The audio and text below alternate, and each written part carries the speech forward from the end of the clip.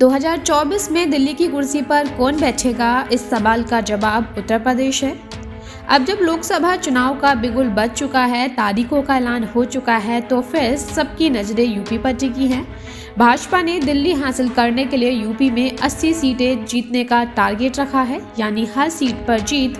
इसे हासिल करने के लिए भाजपा ने अपने दो पुराने साथियों से गठबंधन किया, रालोद के जयंत चौधरी और सुभाषपा के ओपी राजभर। इसके अलावा अपना दल एस और निषाद पार्टी भी एनडीए गठबंधन में है, यानी 2024 में यूपी में भाजपा के साथ 4 क्षेत्रीय दल जुड़े हुए हैं। एक्सपर्ट्स बताते हैं कि यूपी में 70 प्लस सीटें जीतने के लिए करीब 50% वोट शेयरिंग चाहिए। भाजपा ने इस बार जिन 4 दलों के साथ हाथ मिलाया है, अगर 2019 में इनका अलग अलग वोट शेयर जोड़ा जाए तो यह आंकड़ा करीब 52% के करीब पहुंच रहा है।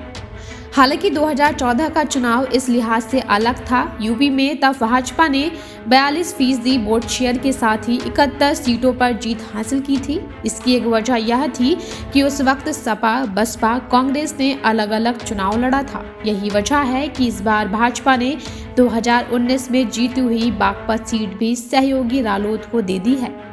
यूपी में अगर पिछले 3 लोकसभा चुनाव की बात की जाए तो भाजपा का वोट शेयर 2009 में 17.5% से 2019 में 50% तक पहुंच गया है। सीटें भी इन 3 चुनावों में 10 में से 62 तक पहुंच गई हैं। 2014 में मोदी लहर में यूपी से रिकॉर्ड 71 सीटों पर भाजपा ने कब्जा किया था। 15 साल यानी 3 लोकसभा चुनाव में भाजपा की सीटें 6 गुना बढ़ी हैं। इसी दरमियान 2009 से 2019 में कांग्रेस 20 सीटों से 1 सीट पर पहुंच गई, यानी 20% घट गई। अगर 2019 के चुनाव की बात की जाए तो भाजपा के आगे बाकी दल बिखर गए। कांग्रेस ने अकेले 67 लोकसभा सीटों पर चुनाव लड़ा। इसमें 63 पर उसके प्रत्याशियों की जमानत जब्त हो गई। राहुल अमेठी से हार गए। सिर्फ 1 सीट रायबरेली से सोनिया गांधी जीती। वहीं सपा, बसपा और रालोद गठबंधन करके एक साथ मैदान में आए, लेकिन कुल 15 सीटों पर सिमट गए। वोट शेयर के लिहाज से देखा जाए तो इन 3 दलों को कुल मिलाकर 39% वोट हासिल हुए।